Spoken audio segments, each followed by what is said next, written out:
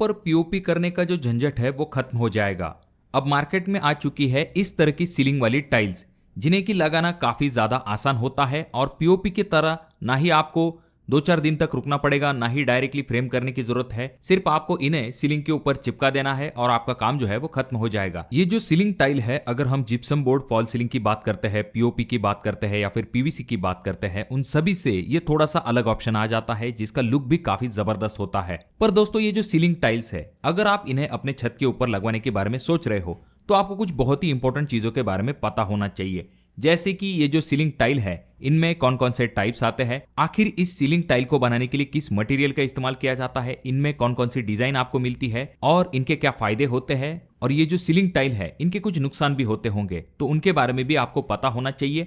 और सबसे इंपॉर्टेंट चीज ये आ जाती है कि आखिर इन्हें लगवाने के लिए आपको कितना खर्च आता है, क्या ये पीओपी फॉल सीलिंग से बेस्ट हो सकता है या फिर इनका इस्तेमाल किस तरह से आपको करना चाहिए। इन सभी चीजों के बारे में डिटेल में हम इस वीडियो में बात करने वाले हैं। तो वीडियो काफी काम की और इंटरेस्टिंग होने वाली है, इसीलिए इस वीडियो को पूरा जरूर देखें। चैनल पे अगर आप लोग नए आए हो तो चैनल को जरूर सब्सक्राइब कीजिए। तो दोस्तों, अगर हम सबसे पहले बात करें कि आखिर इन टाइल को बनाने के लिए किस मटेरियल का इस्तेमाल किया जाता है, तो जनरली इन्हें बनाने के लिए पीवीसी मटेरियल का इस्तेमाल किया जाता है। इन्हें 3D पीवीसी पैनल भी कहा जाता है। और अगर हम इनके साइजेस की बात करते हैं तो ये आपको बहुत सारे अलग अलग साइज में अवेलेबल होते हैं, जैसे कि 1x1, 2x2, उसके बाद में आपको 2x4 के साइज में भी ये टाइल्स मिल जाती है। पर जनरली ज्यादातर जगह पर 2x2 का ही ज्यादा इस्तेमाल किया जाता है। अब अगर हम थिकनेस की बात करते हैं तो इनकी जो रेगुलर थिकनेस है वो 5 mm से लेके 9 mm तक होती है। और बात करें अगर हम लाइफ की, तो इसकी लाइफ जो है आप 10 से लेके 12 साल तक कंसिडर कर सकते हो। बात करें अगर हम डिजाइन की और कलर की, तो इसमें बहुत सारी टाइप की डिजाइन आपको अवेलेबल होती है। जैसे कि आपको अगर मॉडर्न डिजाइन चाहिए तो वो भी इसमें अवेलेबल होती है।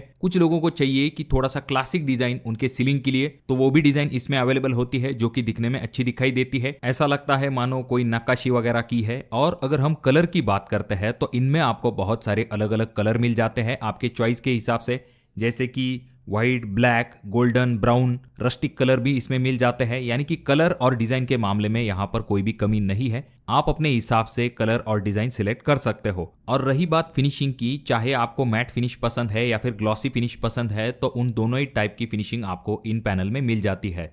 अब दोस्तों, नेक्स्ट सवाल आ जाता है कि आखिर इनका इंस्टॉलेशन किस तरह से किया जाता है। तो इनका जो इंस्टॉलेशन है काफी आसान होता है, पर इनमें भी 2 टेक्निक होती है।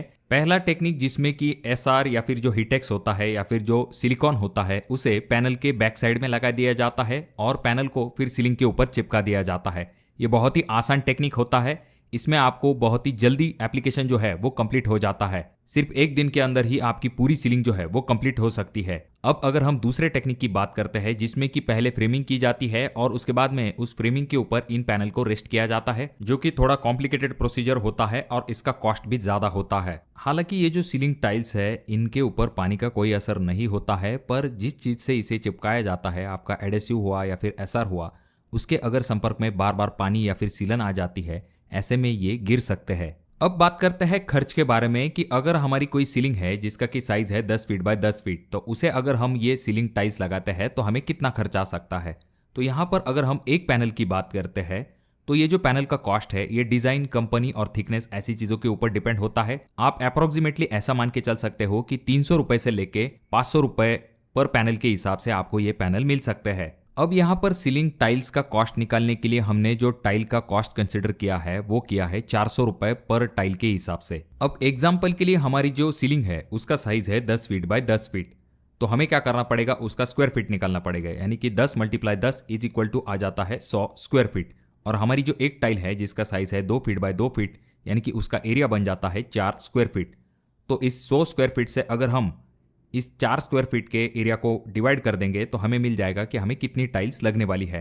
तो 100 divide by 4 is equal to आ जाता है 25, यानी कि हमें 25 टाइल्स जो है वो लगने वाली है। तो अब यहाँ पर हम क्या करेंगे,